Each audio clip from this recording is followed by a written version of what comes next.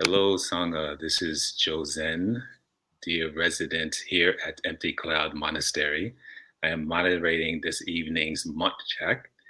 And if you have any questions, feel free to put them into the comment section. So I will bow out here and allow our dear venerables to introduce themselves. All right. Well, thank you, Josen. I'll start. I'm Ayasoma, and I will be the only bhikkhuni tonight representing. And I'm Bhante Sudaso, and I will be one of 3 bhikkhus. So the other 2 are distributed elsewhere in the world, so maybe they can introduce themselves as well. I'm Ajahn Kobila, and I'm jumping in from Ukiah, California, currently attending Dharma Realm Buddhist University, and very happy to be here with my brothers and sisters and Josen, and all of you. And I'm Tan Misapo. It's good to see everyone. I'm coming from Seattle, Clear Mountain, and glad to be joining our good friends Bhante Siddhasa and Ayasoma at Empty Cloud, and of course Ajahn Kobila, though he was just visiting Seattle about last week, and it was a really nice visit. But it's good to be part of this kind of group and friends. Wonderful. So Josen will be reading your questions out loud and then picking the monastic. Hopefully they'll give all the difficult questions to the bhikkhus and be clement with the bhikkhuni Sangha. Let's see here. So the first question, and I think we'll choose who this goes to as we read it, is from Rick Thorne. Dhamma teachers have said that people tend to approach the world from one of 3 types of personality: greed type, aversion type, of delusion type. First question: how can we recognize which of these is the dominant trait in ourselves and others? How about Ayasoma? How can we find that trait in ourselves or others? So basically figure out what type we are. Right. That is one of my favorite games, my favorite Buddhist games. So fundamentally, it's very easy. So usually once there is a description of a hate type and a greed type and a delusion type, if someone has the predominant trait of hate, will immediately recognize that they're a hate type. If the person has a predominant trait of greed, they will immediately recognize that they're the greed type. And if they are not sure, well, obviously they are a delusion type. But it's very important to understand that we are all a nice big bundle of greed, hatred, and delusion. And that fundamentally, when we talk about greed type, hate type, or delusion type, we're really talking about what is the predominant trait right now. There's the predominant defilement in the mind. And it's not that if we're a hate type, we have no greed and no delusion. We actually have quite a lot of it. It's just that perhaps the biggest difficulties, the biggest challenges that we have in our practice are more revolving on hatred rather than on greed. And perhaps actually for a delusion type, it's because we've removed, some of the most coarse elements of greed and hatred. So usually actually delusion types are very pleasant. So that's another way to spot a delusion type. They're really, really nice, really lovely, really delightful. You always want to be around delusion types because, they're not like constantly looking and searching for something with that kind of anxiety of the greedy types, and they're not so annoying and grumpy like the hate types, constantly looking at the drawbacks. So we're both hate types. We annoy each other all the time. But yeah, instead, not thinking Ajahn Kobila is a delusion type. Everybody wants to live with Ajahn Kobila. He's like the most deluded. Yeah, the most deluded.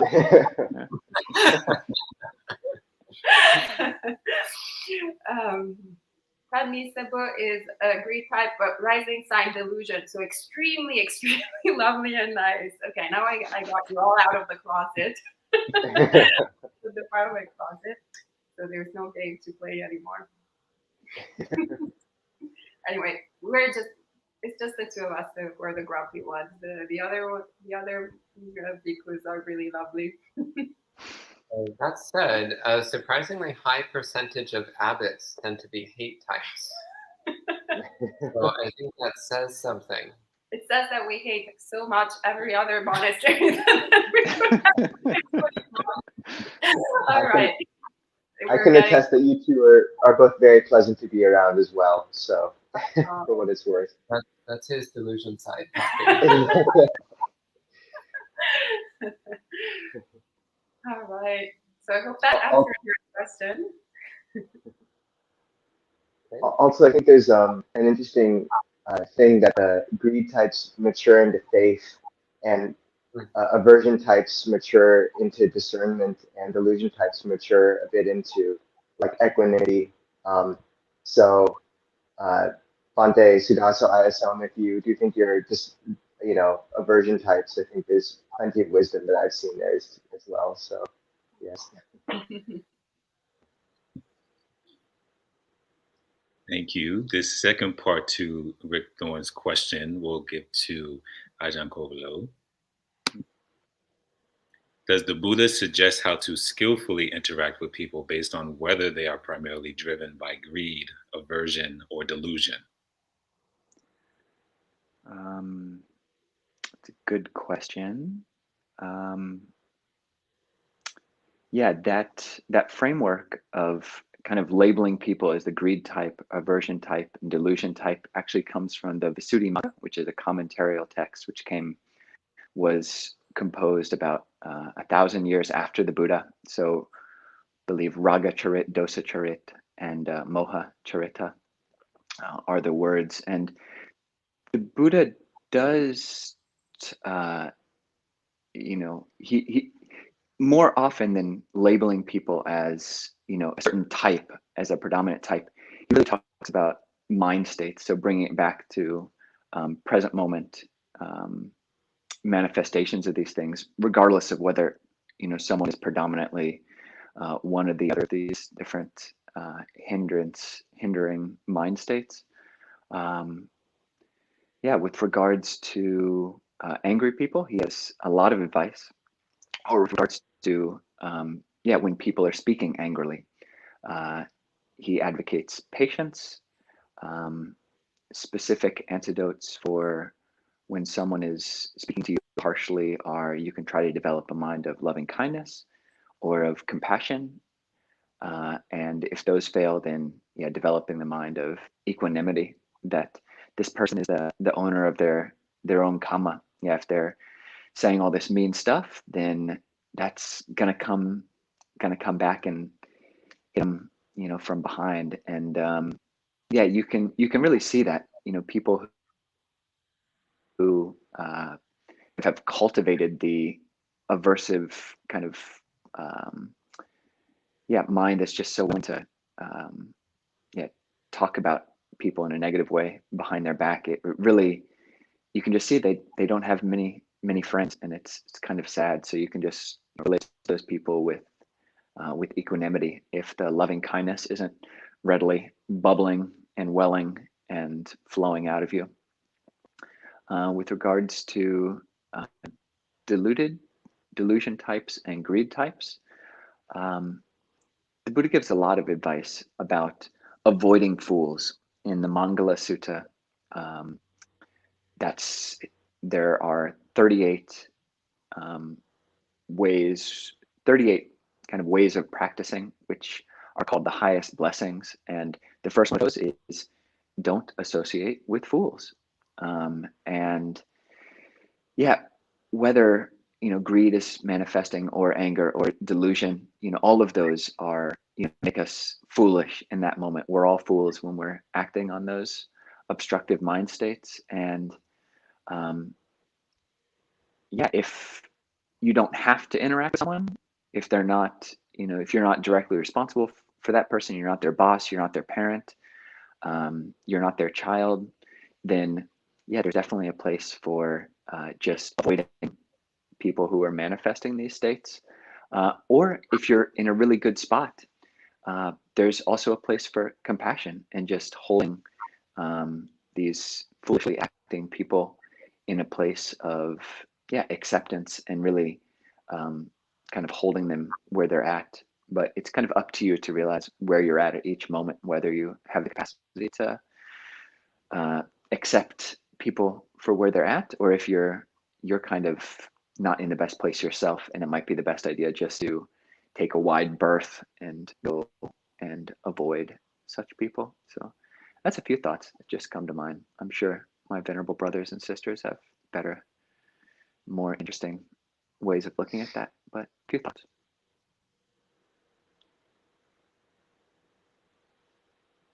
Thank you. In part 3 to Rick Thorne's question, it can be a conversation between Bhante Sumedho and Isabu Bhikkhu. Part 3 is, are there particular practices that help to liberate lay practitioners based on whether we are primarily driven by greed, aversion, or delusion? Thank you. Well, I'm not sure why you specify lay practitioners here, because realistically, if you're aimed at liberating the mind from greed, hatred, and delusion, then the practices are going to be the same whether you're a layperson or a monastic. It's just some of these practices are a bit easier in monastic life. But yeah, the Buddha speaks volumes about this. In fact, it's the entire Buddhist path is all about getting rid of greed, hatred, and delusion.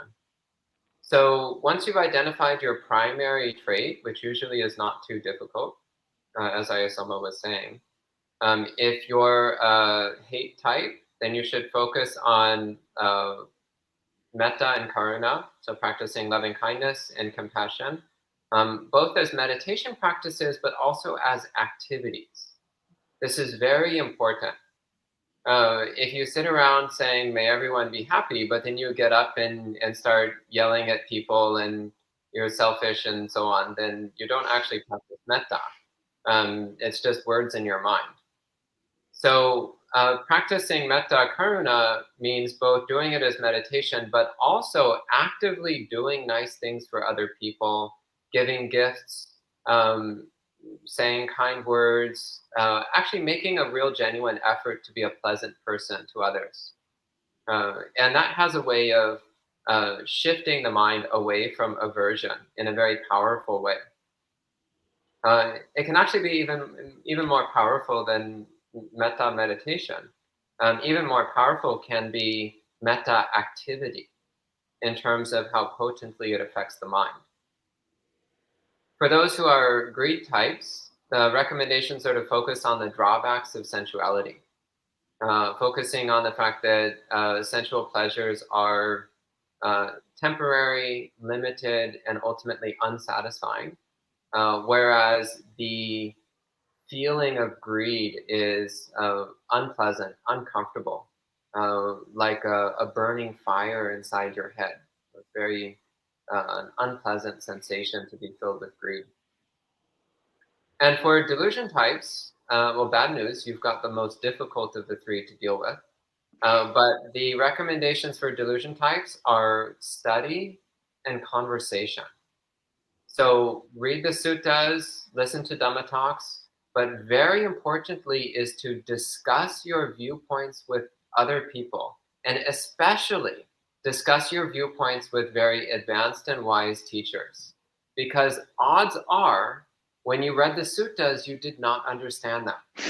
Odds are, when you listened to those Dhamma talks, you did not understand them. So make sure to discuss your viewpoints with wise senior teachers, because they will point out where your delusion warped your understanding of the Dhamma. So very important.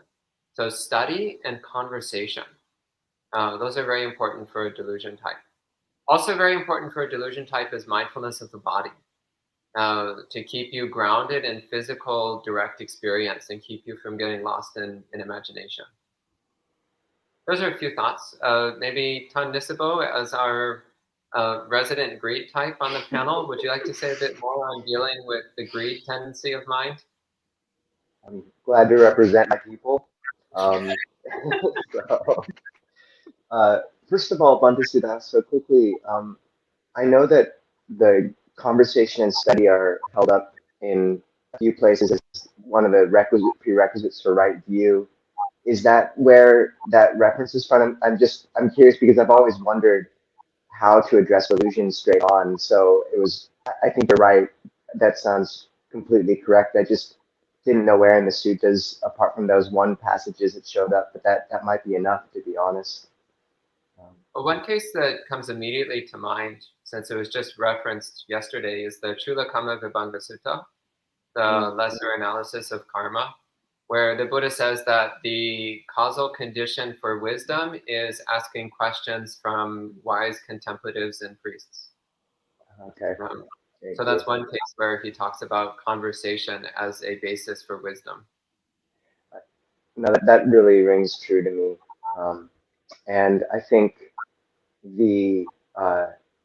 another sutta I came across recently that spoke about one of the antidotes to doubt, said that one of the antidotes to doubt was the relinquishment of self-view, which I think might have been, in reference to stream entry, but it was still interesting because I know some very spacious characters and teachers like Longfor Sumedho and stuff have relied on these really, broad meditation objects like the sound of silence, which always seemed intimately tied to anatta for me somehow. But as a greed type, and one of the good ways you'll know about this is if you really like sweet things. I've heard Ajahn Panyavado reference that. We're lucky in a sense because we can use pretty without much caution. We can use a subha practice.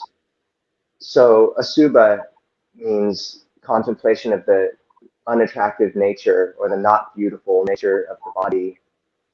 And generally it's, there's numerous approaches, but the two which get referenced the most, perhaps, or which are most easily accessible to me, are the division of the body into 32 parts, which are in the suttas, and you sort of run through the skin, the hair, etc., the bones, phlegm, and see which one catches your attention and really zero in on it and use it as the subject of a discursive meditation.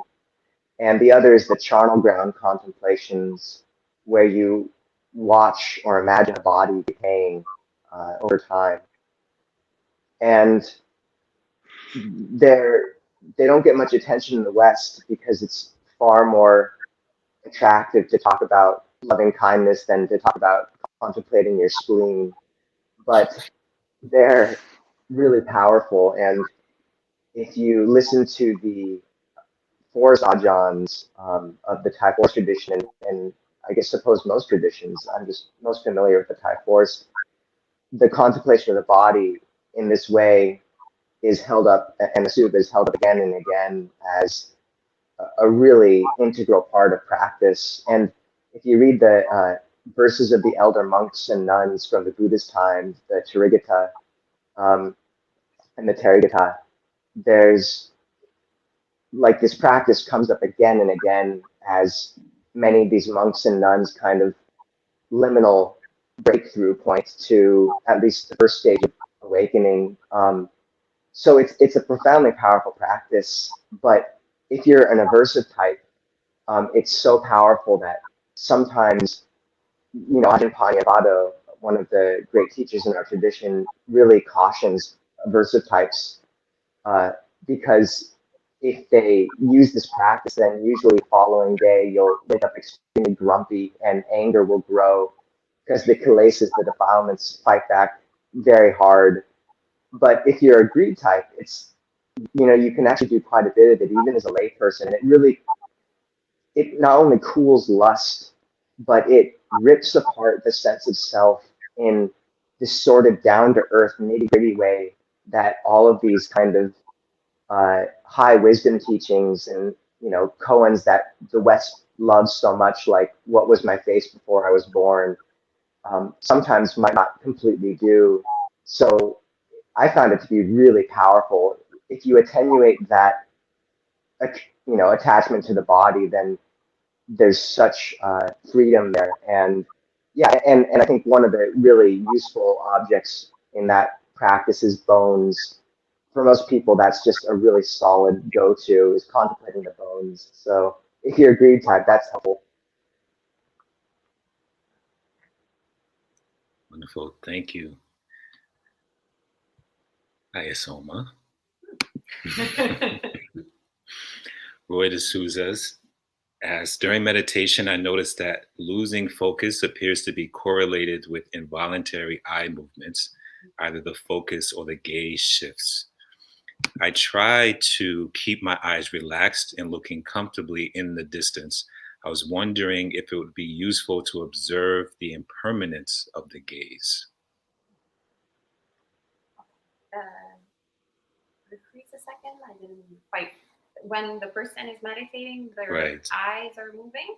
Right. The focus appears to be correlated with involuntary, like eye movements. Mm-hmm. Like when you're getting distracted or lost in thought? Is that what they're saying? That doesn't say that part. Either the focus or the gaze shifts. That's what they say. Okay, and what do? They said they do something. I try to keep my eyes relaxed and looking comfortably in the distance. I was wondering if it would be useful to observe the impermanence of the gaze.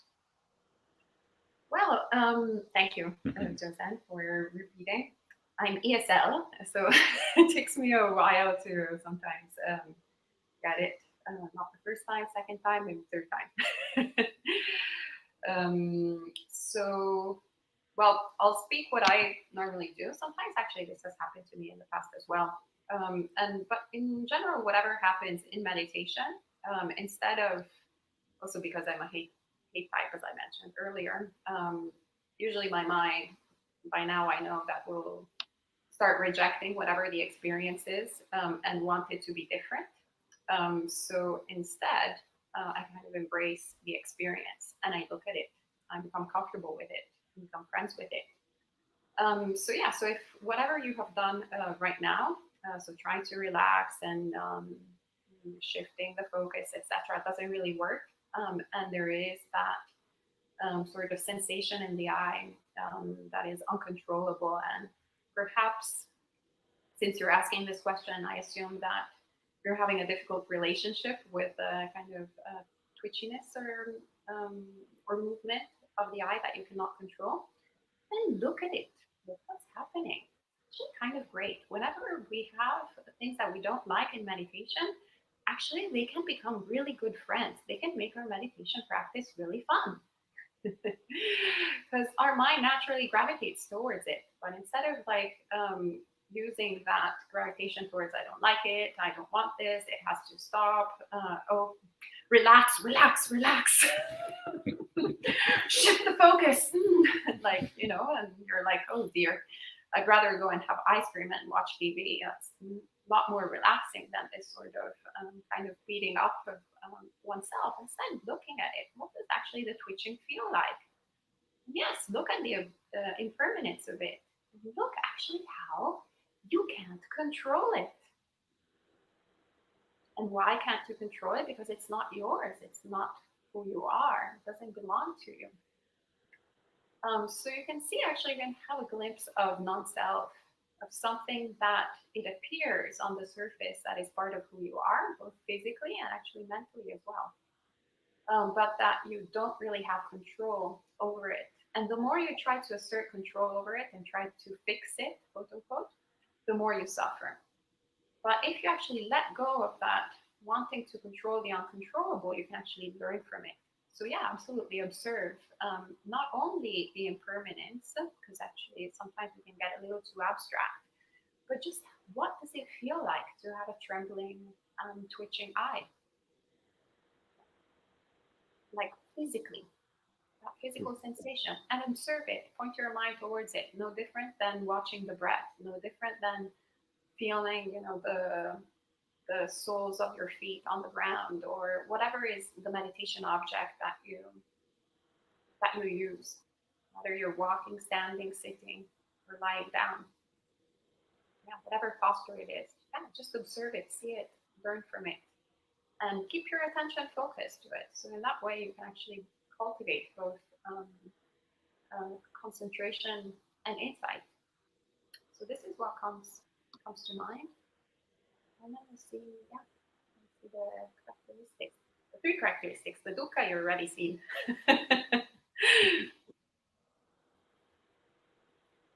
Thank you. Roy did add a clarification just now, saying that Roy either enters into torpor, which the gaze diffuses, or random thoughts and the gaze shifts. So not necessarily twitching, but sudden shift or diffusion after a while. Well, first of all, close your eyes. It seems like keeping your eyes open. Sometimes it's recommended in certain traditions, but we can get very fixated on the specific instructions. My approach has always been a little bit more creative and creative type. So I kind of take the instructions, but also play around with them. Actually, one of the best advices that Bhante Sudaso gave me, that apparently his preceptor Ajahn Sando gave him, was do whatever works. And how do we do whatever works? We have to experiment. So, perhaps the meditation instructions that you have been given were to keep your eyes, half open, like with a little, and that's totally fine and standard. But it seems that your mind is prone to kind of wandering around. So maybe that's not particularly helpful. So yeah, play around. I mean, not within the same meditation session. So don't go in every minute. Okay, this doesn't work. Okay, let me do this other thing. That's not useful. But from session to session, pick one style and see and experiment with it. Look at the effects that it has on the mind. Look at how it's helping you develop stillness of mind, develop an insight of the mind. And also, is it making you a better person, a happier person? It's always very important to evaluate. You don't just want to be kind of calm and peaceful, but also more kind, more nice, more pleasant, that people actually want to be more around us. Sometimes we can do the opposite. I remember after a week-long retreat that I did a while back, I came out, I was so mindful. It was such a pain. So, something in my practice had been missing. To be mindful, but also a jerk. So then I was also mindful that I was a jerk. And I was like, okay, maybe I should tweak a few things. Thank you. Perhaps this next one can be for Ajahn Korilo. Aaron R. asks, as a lay person, how important is it to practice on the uposatthas? Should one try to observe more precepts such as the 8 or 10? It's a good question. For people who don't know, the uposatthas are the lunar quarters. So the full moon and the new moon, and then the quarter moons between those two. So it happens 4 times a month, and all the way back in the time of the Buddha, actually preceding the Buddha, there was a practice of wanderers of other sects, of these shramanas, to practice getting together on these kind of holy days. These were the Sabbath days to some extent for the sadhus of the time. And it wasn't just the monastics, but the lay people would get together as well and practice more, practice meditation or practice just heightened spiritual exercises. And this tradition has been continued up till present day. in every Buddhist country, and including in modern day America. Every monastery that I know of, there's some kind of lunar observance day. That's how we translate the Uposatha. And at monasteries, if you live near one, it can be a great support for practice.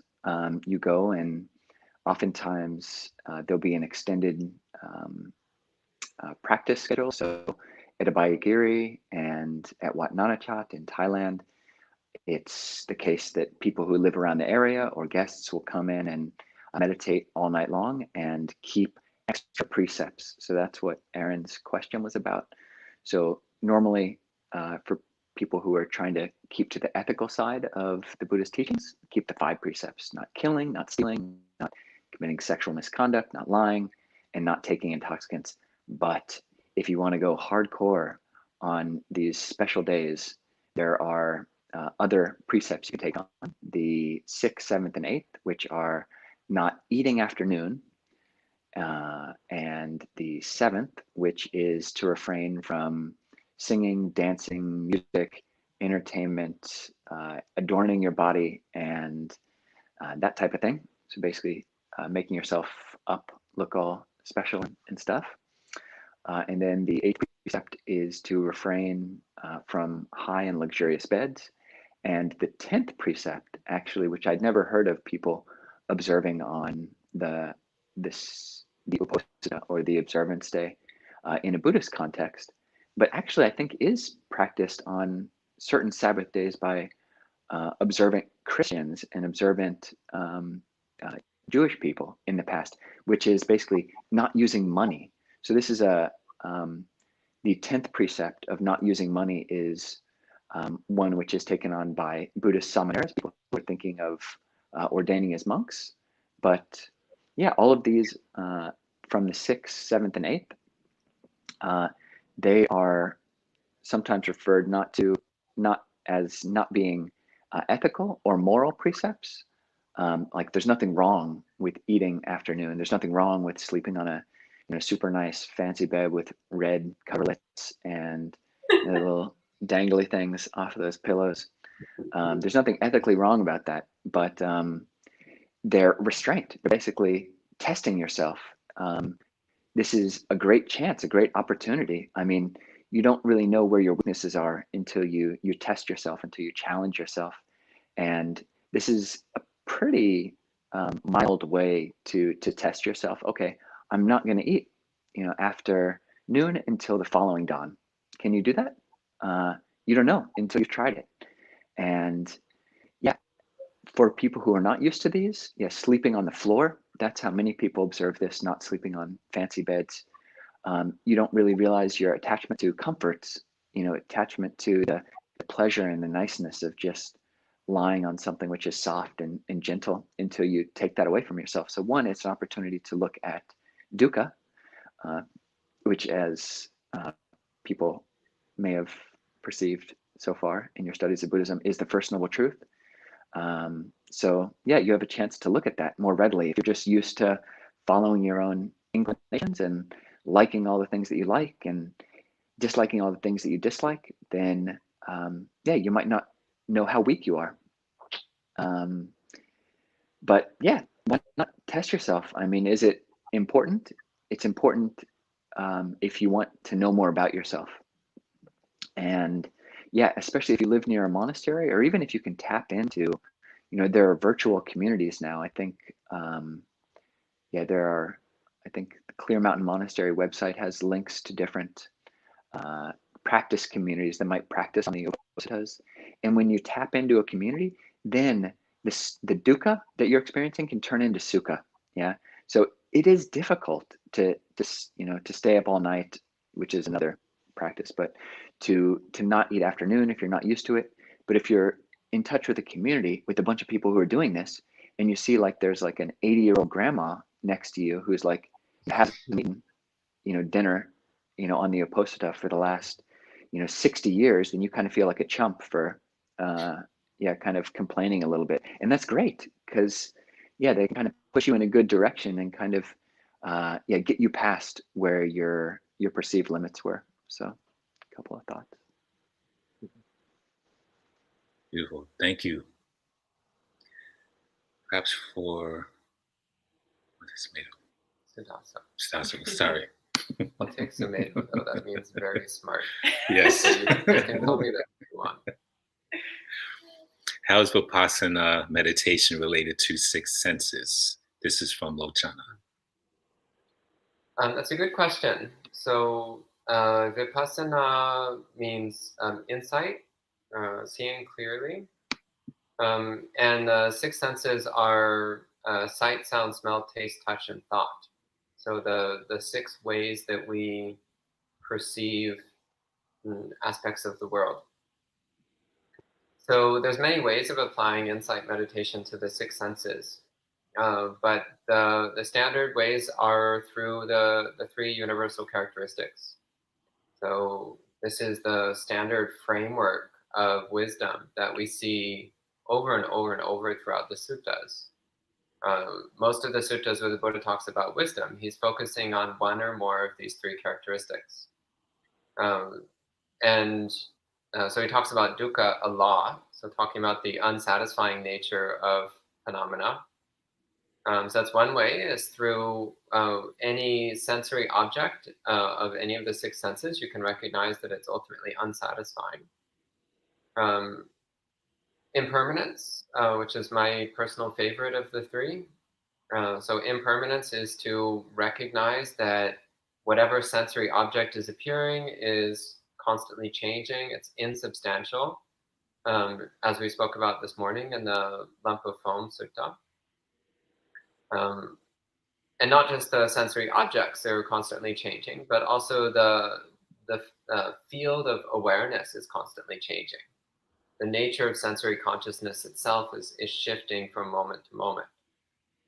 And the third major way of developing insight is through not self.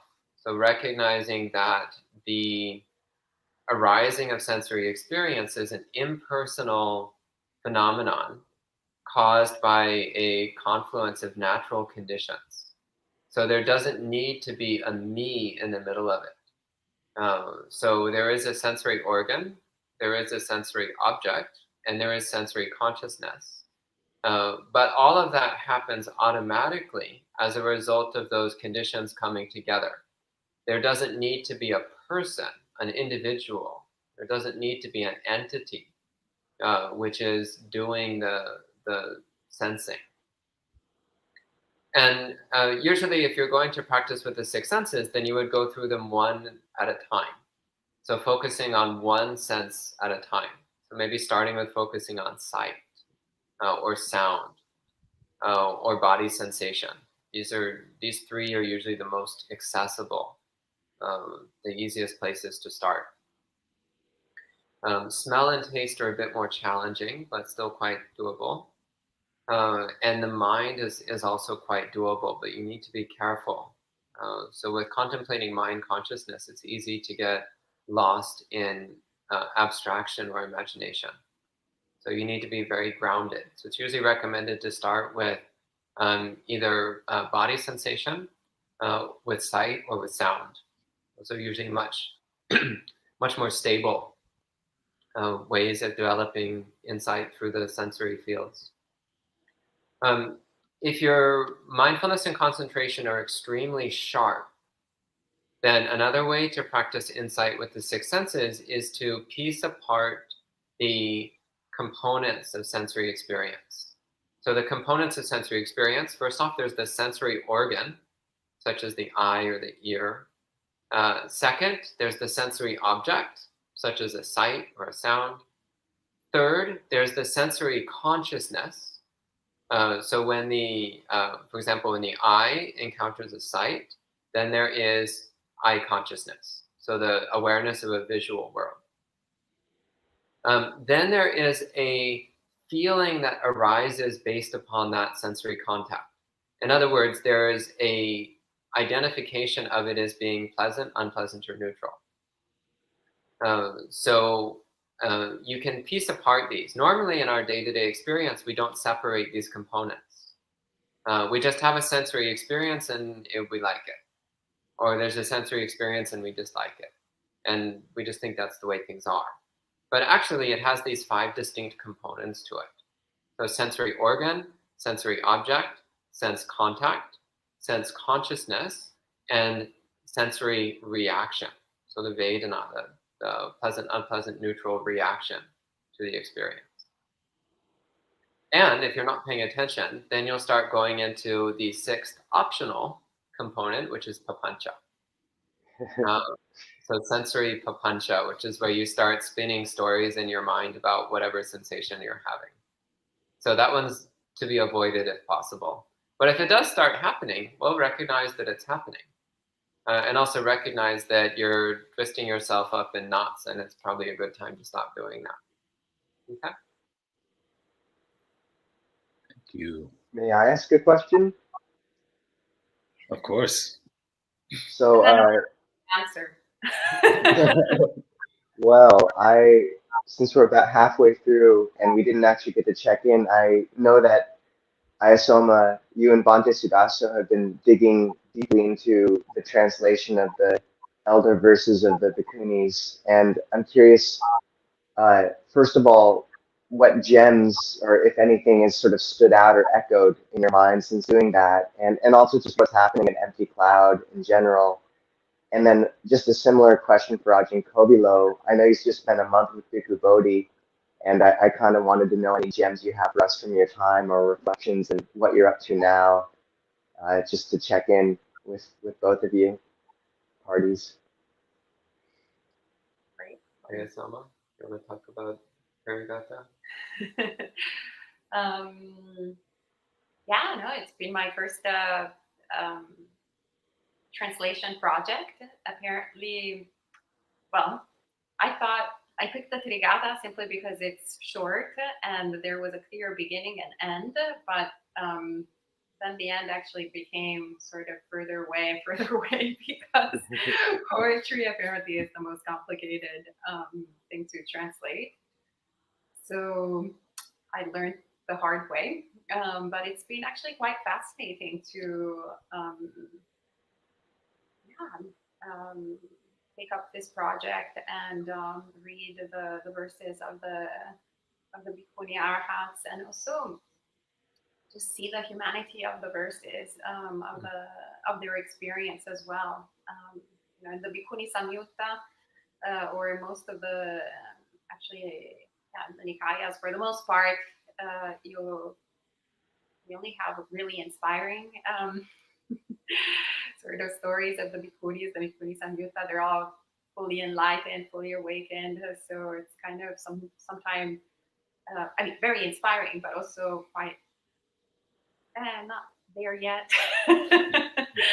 sort of experience. And the Trigata has both obviously the incredible inspiring verses of the fully awakened beings, but also actually the stories of trials and tribulations. So there's an anonymous bhikkhuni that actually, she says, I've been practicing like for 30 years, and not even once has my mind been capable to focus, to concentrate. Like, I'm a wreck, it's terrible, I'm almost about to die, and there's no hope. And then she stumbles, and in that moment, Satori, she got fully awakened, and she understood. She penetrated the nature of reality and attained full awakening. There are other sort of stories. Isidasi, the Isidasi Sutta is quite actually dramatic. So not perhaps relatable for everyone, but somewhat relatable, because her experience is pretty extreme, going from relationship to relationship, and she's like this perfect being and constantly rejected by everyone, even though on paper everything was going great. So it's kind of like perhaps the contemporary Tinder. Like the algorithm, perfect match, 100%, but then in reality it's a disaster. Then you go back on and you're like, okay, perfect match, and then in reality a disaster. Then actually she's a perfect match for awakening. And in fact, as soon as she enters the path, she swipes right or left. I don't remember actually what it is. That might be the first Tinder metaphor I've heard on these Dhamma talks so far. I appreciate it. Maybe we could name it the Tinder Sutta. Maybe not, but yeah, all of these verses, even though they were, from 2,500 years ago, they're so relatable. There's the same struggles fundamentally that we have, and they're also genderless, even though we can think, oh, they're females from 2,500 years ago in ancient India, and I'm, well, I'm a bhikkhuni, at least I have that in common with them, but perhaps a few years ago, when I wasn't in robes, I would have gone like, yeah, there's nothing really that I have in common with these people, but instead, actually, we see through those words how pretty much nothing has changed. Everything has changed and nothing has changed. We're still that big bundle of greed, hatred, and delusion. And so the great thing is that we have the path. We still have the teachings of the Buddha, and we still have this evidence, this proof of all these incredible beings in the past who have followed the teachings of the Buddha and attained full awakening. So yeah, it's been great to really try to figure out the words and see how they spoke to me. So hopefully soon one will be edited. Bhante Sudasa has been very kind to edit to make sure that my Pali translations are correct. Maybe you can speak a little bit about your experience of editing. Yeah, well, actually, editing somebody else's translation is a very interesting experience because often it gets me to question my own opinions about how to properly translate certain words or phrases. So it gets me to think more deeply about why I think something means what it does and whether there's other ways of interpreting the meaning of a word or phrase. So that actually I find a very interesting experience. As far as the Therigatha in particular, actually one of my favorite parts of the Therigatha, which it's always been one I really liked, but editing Ayasama's translation, it came out really strongly for me again, is from the verses of the Arhat Bhikkhuni Subha in Jivaka's Mango Grove. So this was Subha was a very beautiful woman who became an enlightened bhikkhuni. And at one point she's meditating alone in a forest and a man comes up to her and starts serenading her beauty and trying to convince her to disrobe and hook up with him. Catcall. You can call it catcalling, but he actually lays out this incredibly beautiful poetry. He's not just like, hey, beautiful. He's actually going on and on about, well, okay, he is basically doing that. It's just in a few more words. So poetic catcalling. And then he goes on and on about how beautiful he is, how beautiful she is, and how she should disrobe and hook up with him. And then finally at one point she interrupts him and she's just like, what on earth do you find so beautiful about this rotting carcass? Like this festering mass of foulness. What's so beautiful here? And he doesn't miss a beat. He's just like, oh, your eyes, so beautiful, like the music of a dryad in the mountains, and da da da. And she's just like, you mean this watery tumor in a bloody hole? That's what you want? And she's like, okay, well, you can have it. And she rips out one of her eyes and gives it to him. And the sutta says, and his lust faded right there. And then he apologizes and he's like, wow, I made a really dumb mistake. Like trying to capture an enlightened bhikkhuni it's like trying to grab hold of fire. It's not only impossible, you wind up hurting yourself in the process. And he apologizes profusely. But this has always really, really stuck with me, this thing about like, well, what is it that we get so obsessed with about other people's bodies? Like we think like, oh, you have such beautiful eyes. And she's like, what is an eye? It's a watery tumor in a bloody hole. So linking back to Tan Nisibo's comment on Asubha meditation, there's a little dash of Asubha for you. So next time you're attracted to some really beautiful person's eyes, just imagine like One, it's a watery tumor in a bloody hole. And then imagine them ripping it out and giving it to you, and ask yourself if you would still be attracted to those beautiful eyes. So that's my thought. And then there was a question for Ajahn Kobilo. Thank you, Bhante Sudasa. Great. Yeah, I'll just share briefly. It's great hearing about your translation work, and I'm so happy that you're going to be sharing them, or have already shared your translations with Sutta Central. It's a great website, and so glad that there'll be more translations coming out. So keep them coming if you can. Yeah, so Tanisbo mentioned that I was staying with Bhikkhu Bodhi, who's probably the foremost translator of Pali into English, probably in the world. And he lives at a monastery called Chuang Yin in New York. And unfortunately, since someone mentioned the Tinder, I've kind of this monastic Tinder metaphor has been growing in my mind. So basically, for like monks in our tradition, the Thai forest tradition, you ordain for the first 5 years and you're living with one teacher.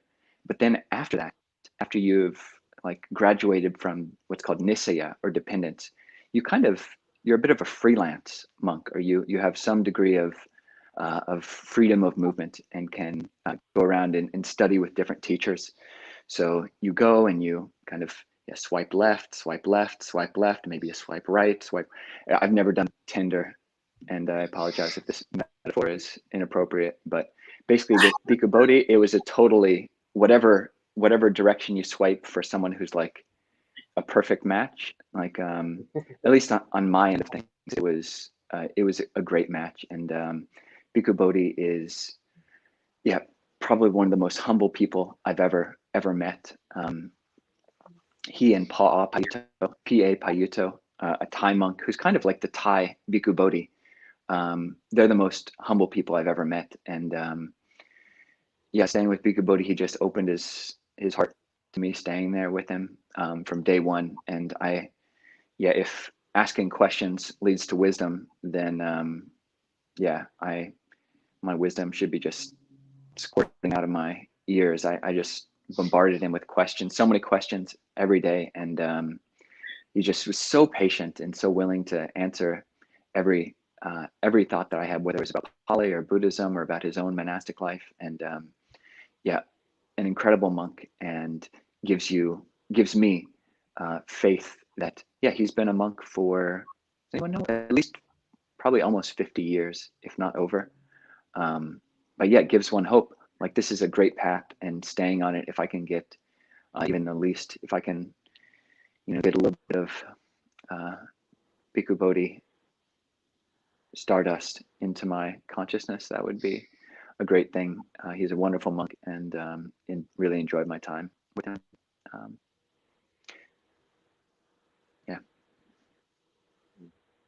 Thank you. Thank you all. Thank you. Is it okay to turn that question back to you, Bhikkhu Nisabo? What's alive for you? What was my question? Okay, yes, about something learned from the past month, although I have not been translating or staying with Bhikkhu Bodhi, sadly. Although I'm sure I also would swipe whatever direction one's. Can someone clarify which direction you swipe for all of us monks, just so we get this metaphor right? Anyone? Okay. That would have to be in the comment section. I'm not the one. You don't know either. Okay, sorry. I was leaning on you on that one. Okay. Anyways. So I just came to Seattle about a month and a half ago, and have, as part of this sort of starting a community here, Clear Mountain, and I've been living on a little island and going for alms to Pike Place and the Starbucks, right in front of the Starbucks there, which has led to many pastries as offerings, which is fun, and just a lot of generosity. I guess I've just been really, Ajahn Kobilo dropped in about a week ago for about 4 days, and it was just so great to have him here. But I've just been struck by, I think people can look at the monastic form and all the restrictions and think of it as this life deadening path, and this rejection of all the, elements which make life worth living, in some sense, music or dance. But, and we sort of stay in one place, usually in a kuti, little hut, and just live kind of mundane existences. But I've always been really struck by something I heard Ajahn Amaro said, where he basically reflected that monastics, and I would extend this to practitioners in general who take on a degree of renunciation, are the true hedonists. Because, stepping into this, I was struck by another sutta where the Buddha speaks about how right view is the sort of most important aspect of basically any principle of harmony, but of one's life in a lot of senses. And I think that's because it's right view determines where we align our whole trajectory. And somehow everything else, every other term shifts based on that realignment of view towards, say, the ultimate goal of, a life of care, of renunciation, and of liberation. So, it's been interesting. People, wonder how we give up, love or romantic relationship, but it's more that that word just changes, and love becomes a bit something different. Like stepping into this community here, uh, I felt very much held by a huge amount of love.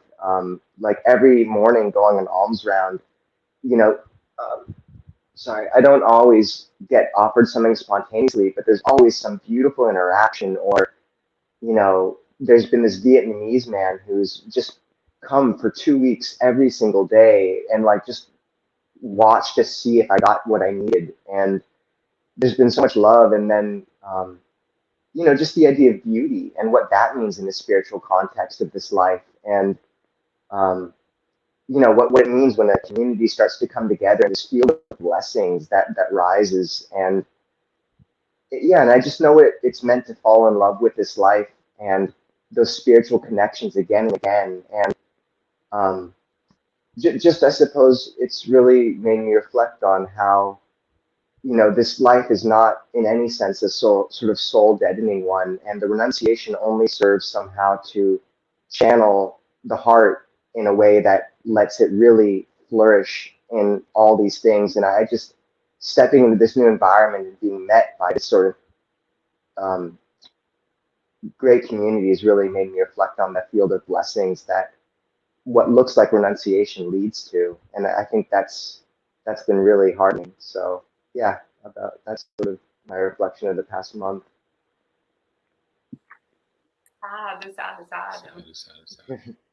Thank you.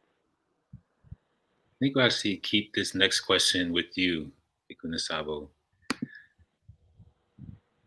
This is from Pawan Saunya, who says hello to everyone. Hope that everyone is well. And wondering, how does one know when one has comprehended the first noble truth? How does one know when one has comprehended the first noble truth?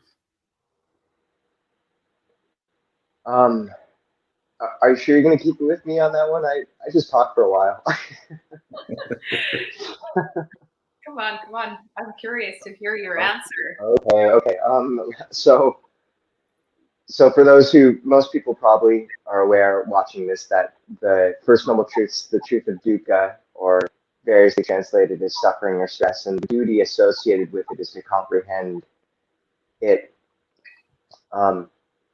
And I think it's this beautiful, it's one of the most beautiful aspects of this path for me, because instead of being this ontological statement about life is suffering, which has been so problematically translated, the directive to turn and comprehend our pain is this beautiful directive to humble ourselves and to turn very carefully towards our suffering, which we constantly run from.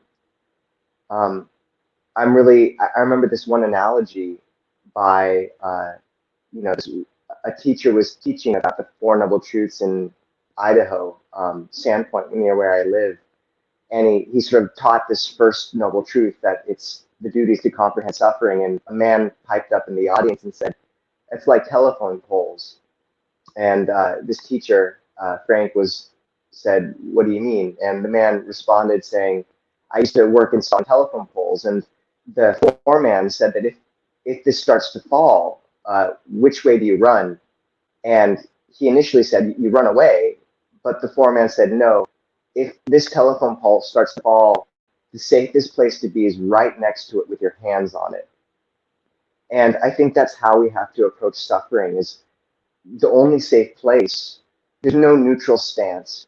Either we're running away blindly, or we're very carefully turning towards it and placing our hands on it.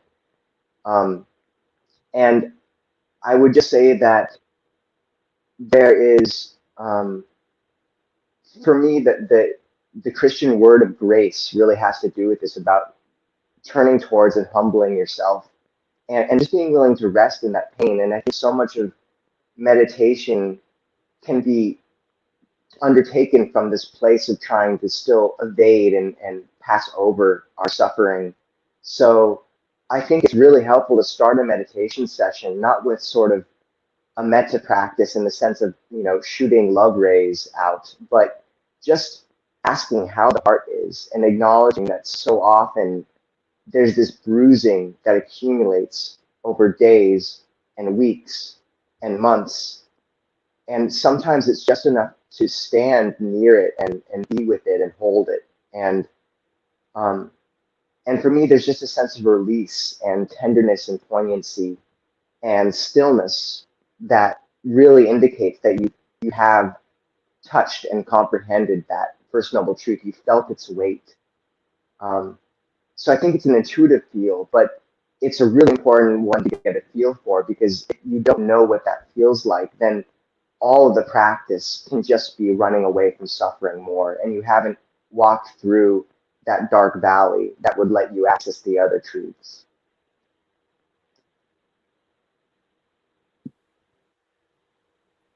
Beautiful. Thank you. Perhaps this next question can go to anyone who's had this experience. This is from Stacy. Stacy asks, is nervousness during public speaking related to delusion? Is nervousness during public speaking related to delusion? Sure. Yes. Self-obsession, mainly.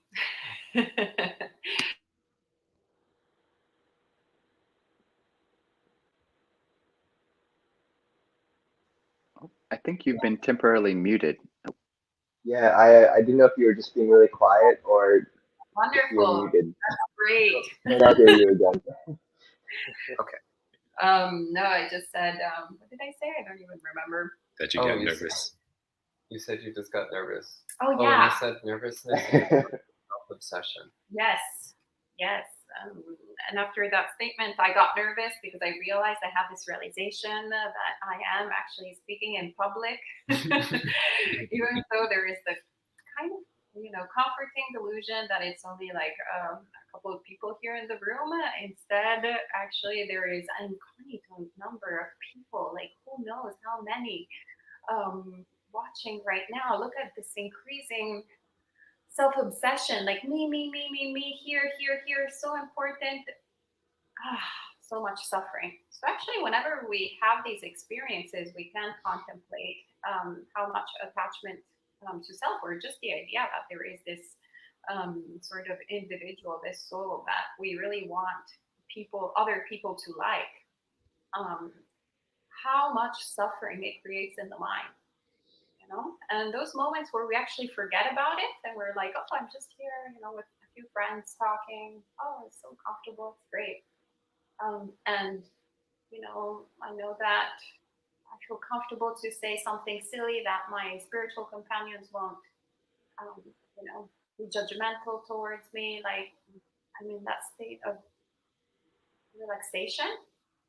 So that anxiety and that nervousness doesn't happen.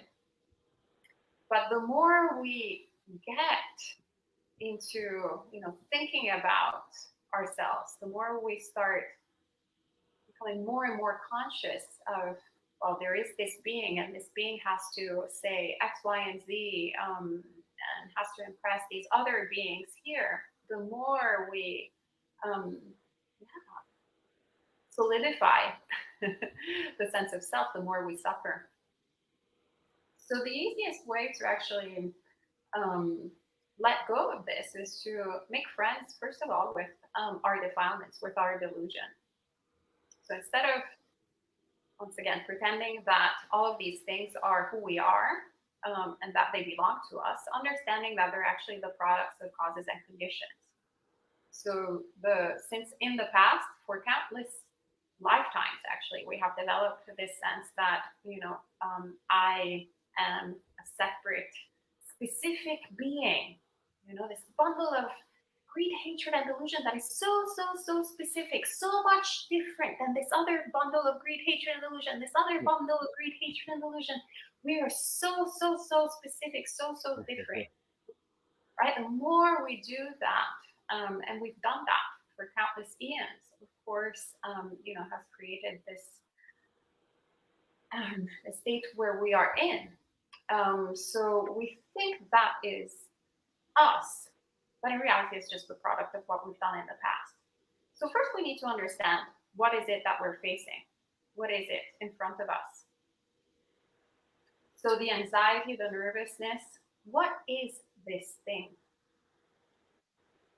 So I've been doing, since the beginning of my practice, actually, a lot of what I call mindfulness of emotions. So really looking at the physical sensations of, we tend to get very wrapped up in why we're nervous, or why we're feeling this, or why we're experiencing this other emotion. It's that person who told me this, or if only there weren't all these people listening to me, or if there weren't this camera, blah, blah, blah, blah, blah, blah, blah.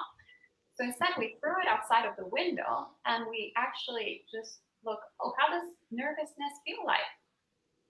Right now, for me, it feels like a little bit of tension in the stomach area.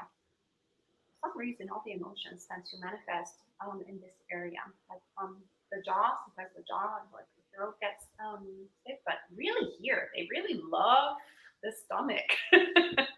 At least my emotions do. And so, like, just looking at it, what is the physical sensation? Okay, yeah, actually feels quite tight in the belly.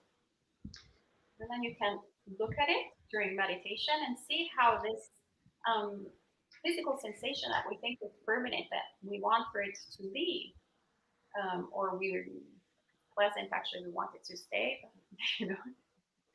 whatever it is, it doesn't matter. We see how it starts constantly changing. We see how it's impermanent. And it doesn't matter whether we want it to stay or we want it to leave, it kind of does its own thing, because those are the consequences of actions and habits that we have created in the past. So we start learning the mechanism.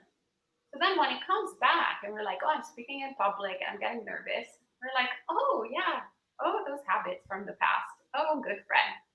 It's kind of like so predictable that it starts having this sort of surprising, uncomfortable effect. I got nervous again this time around, and I was like, oh yeah, of course, I always do. Who cares? Big deal. I'm gonna say something silly. Oh wow, whatever. Fine. Not the first time nor the last time I'm gonna say something silly. Not the first human being nor the last. Actually, even Einstein said silly things. I'm pretty sure also the Buddha said silly things. They're just not recorded. Not when he was enlightened, but before when he was an unenlightened bodhisattva. Those are my favorite suttas, because you see also the Buddha, talking about how he had thoughts of greed, hatred, and delusion appearing in the mind. So they're totally normal. They're totally, there. So we become aware of the mechanisms, and then we stop creating the same causes and conditions to have the same effect in the future. So this is the miracle of the practice, is that once we understand, we can see clearly what we're doing.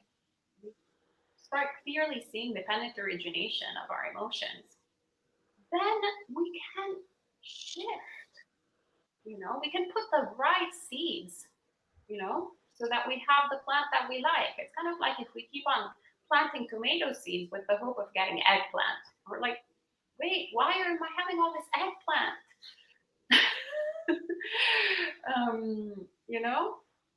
Sorry, why am I having all these tomatoes when I was looking for eggplant? They're like, no, actually, let me plant eggplant seeds, so then I will have eggplant. And then if here I want tomatoes, I plant the tomato seeds.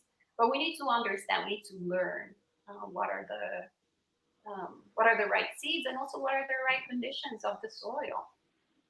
And also remember to water it, not to just, oh, great soil, great seeds, and see you never. Right? So learning how to skillfully do that then creates the conditions for happiness to appear in the mind. So that was long story, extra long. I hope it answered your question.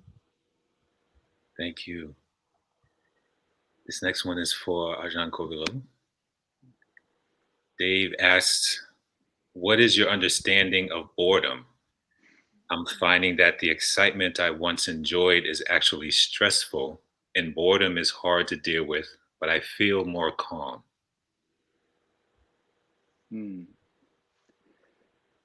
Yeah, boredom is a friend which you get to know when you move to a monastery. Yeah, we spend a lot of time alone, and I think pretty much for all monks that I know who are under the age of 45, maybe 40, we're in a very similar space, basically totally stressed out and tweaked out on our different devices. And yeah, to some extent, the monastery is like a big digital detox. Hopefully, actually. I mean, yeah, different monasteries have different policies, but I know where I ordained a Bayagiri, they have a very strict kind of no, all sorts of internet policies, no devices for young monks. There isn't really much cell signal anyway, even if somebody did have a device. But you're basically just left alone. It's almost like our drug of choice, the kind of distraction which comes from all this constant excitement, which our culture is just so addicted to. It's like we've been thrown into a detox center, and we've been forced to go cold turkey. And it's just natural that if we've gone to this one extreme of just constant unboredom, being constantly unbored through we just, whatever we want to watch, whatever sight, smell, whatever. Well, I mean, taste as well. I mean, we can basically there's a lot of choices you have in many people in certain realms. We come with many choices, but when you're going to the opposite extreme of just having no choices, it's the opposite swing. The pendulum swings the opposite way, and we're going to feel boredom. And so you just you kind of have to deal with it, because we've been addicted to Mountain Dew for so long that when our diet just consists of water, or when we start to see the drawbacks of Mountain Dew, of just only drinking Mountain Dew and citrus drop and surge and all these things, and we start to see, actually, no, that's not very good for my health. It's not very good for my emotions. It's not very good for my friendships. And you say, okay, I'm going to give up, drinking these energy drinks. You're going to experience the lack of that in an extreme way as well. And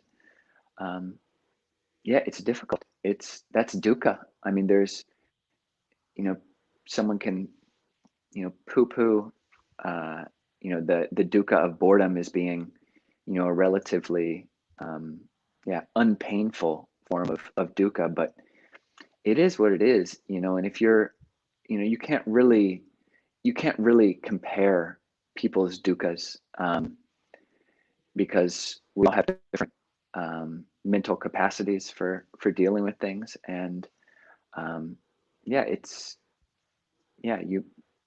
we're likely to suffer when we have been used to instant gratification for so long, and then we try something else. So just realizing that. A good practice which Tara Brach teaches is RAIN, which stands for you recognize, okay, this is boredom. This is boredom.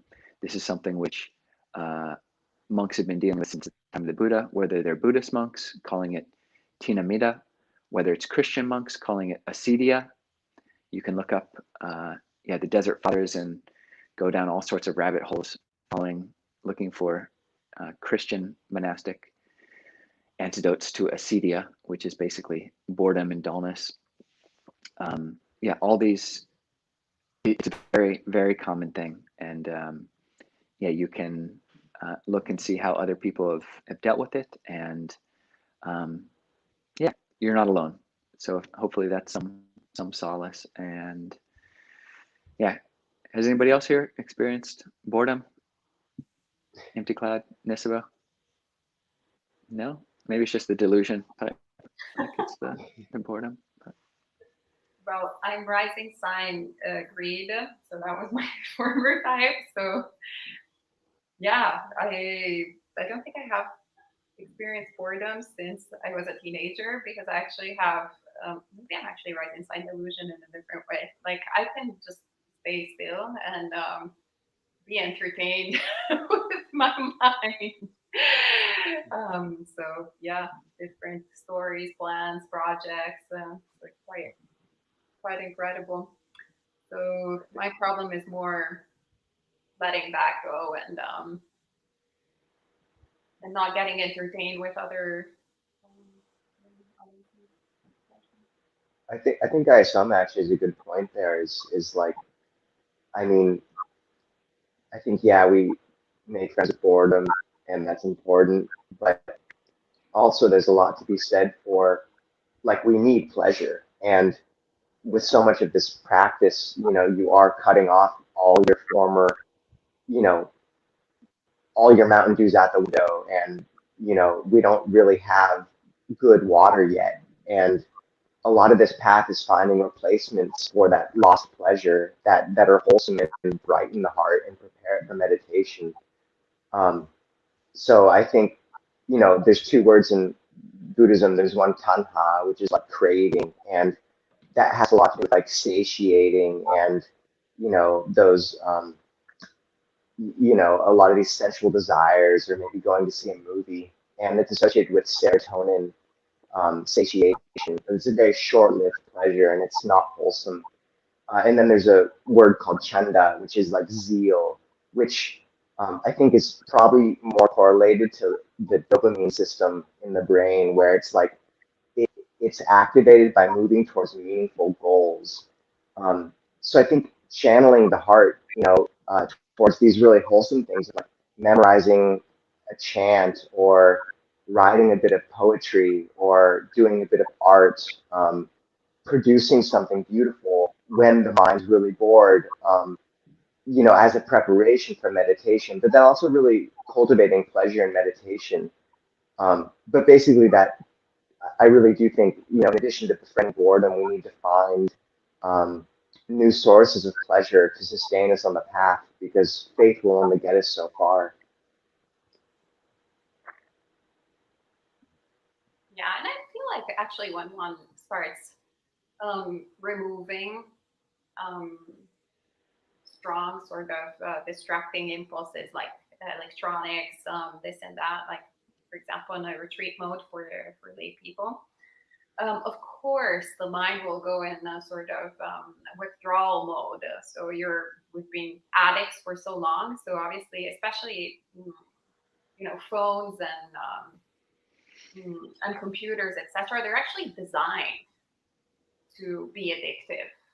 So it's not that one is particularly deficient in their practice. One can be also like an advanced practitioner and just have an iPhone in their hands and start becoming addicted to it because it's designed to do that. It's no different than, if right now they start injecting us with heroin. It's an addictive substance. So our body will react in a particular way. So I would say that those kind of things we need to actually overcome by extension. I think that's why in monasteries you just remove them out of the picture, so they're not there. It's not something that you need to deal with unless it's really necessary. Also at Empty Cloud Monastery, we have restrictions on where and times where one can use electronics within the building, and that creates a discipline, an internal discipline, where one is helped out by the sort of infrastructure in order to use these tools that can be addictive in a useful way. So there's different things that we need to see for ourselves.